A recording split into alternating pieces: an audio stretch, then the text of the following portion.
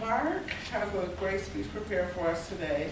I am looking for the organization of his speech. Does he have a introduction, a body, a conclusion? Is he flowing?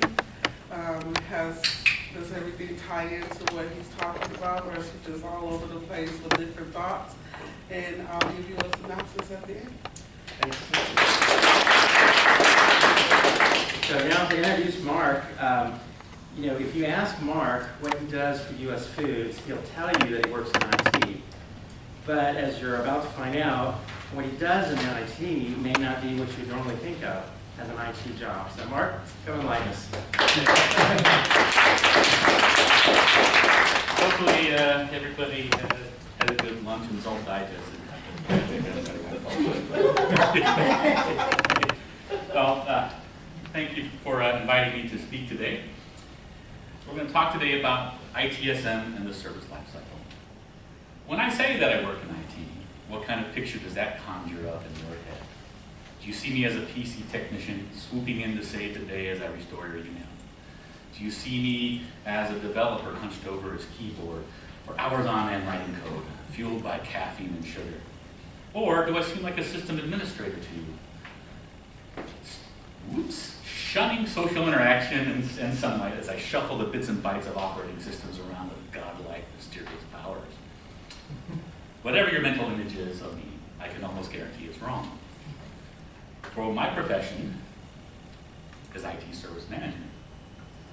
The term IT service management, or ITSM, is for the most part self-explanatory. It provides a framework upon which IT organizations can manage their services in a consistent and repeatable manner. Based upon internationally accepted best practices, this framework consists of 5 disciplines: service strategy, service design, service transition, service operation, and finally continual service improvement. Each discipline consists of one or more processes that together drive what we like to call the ITSM service lifecycle. As we can see here, the lifecycle consists of 3 rings. The innermost ring represents the IT organization's methods for achieving its strategic goals. The middle ring defines the cyclical tactics by which services are created, developed, and supported. The outer ring shows how service improvements continually drive both tactics and strategy. Now let's take a look at the different parts of the life cycle in a more detailed manner. And we wait for it. As we can see, the hub of the service life cycle is the discipline of service strategy. Through its 5 processes, this discipline defines how an IT organization should develop its strategic initiatives, classify them into manageable groups of similar services, understand their associated costs, manage their popularity and usage patterns, and finally ensure they continue to meet the needs of the customer base. An IT organization's strategy is often expressed in terms of roadmaps, which guide the tactical implementation of a strategy, beginning with service design. Though the actual development of applications is accomplished in service design, the primary purpose of this discipline is to ensure that what is developed and ultimately offered to the customers meets defined utility and warranty requirements, meaning that services are both fit for purpose and fit for use. Though several of the processes in service design look similar to the processes we just looked at in service strategy, the important difference is that an IT organization's service strategy is driven by business goals, and service design is driven by its customers' goals. For example, while capacity, which we see somewhere in here, capacity management, where did it go? There it is. While capacity management and demand management, which we saw on the last slide, seem similar, capacity management ensures that customers don't overload their IT services. The services are slow to respond, aren't working the way they expect. But demand management ensures that the services offered by an IT organization are actually ones that are wanted by its customers. After we design, we go into service transition, which represents the bridge between development efforts and the normal daily business of running IT systems. Though it does represent the means by which new and improved services are made available to customers, there are strong elements of control, governance, and oversight involved in service transition, focused and highlighted by the management process.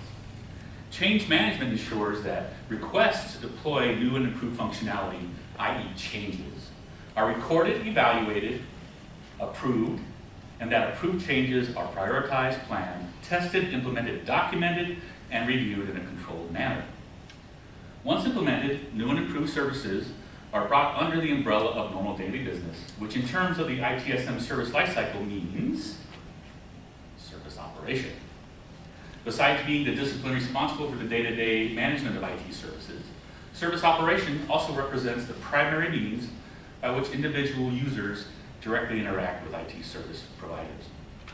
Through incident request and access management, users are able to notify IT when their services aren't working as expected. They ask questions and offer comments to IT about how their services work and modify their access to the various services that IT provides. While event and problem management are also integral to service operation, these are more behind-the-scenes processes that aim to reduce the overall impact to customers when issues occur. Often these processes act as inputs into the final ITSM discipline, continuous service improvement, or just CSI. Now let's be careful here. Let's not talk about crime scene investigation. This is continuous service improvement. As we discussed at the beginning of this presentation, CSI drive the tactics and strategy of the inner rings of the ITSM lifecycle. CSI aggregates the outputs and processes of service strategy, design, transition, and operation into actionable plans through what we call the 7-step improvement process. Now this is a busy slide, so I'm not going to go into everything, and we'd be here probably for an hour. So none of us want that. As we can see here, the 7 steps revolve around the long-established Deming cycle of plan, do, check, and act.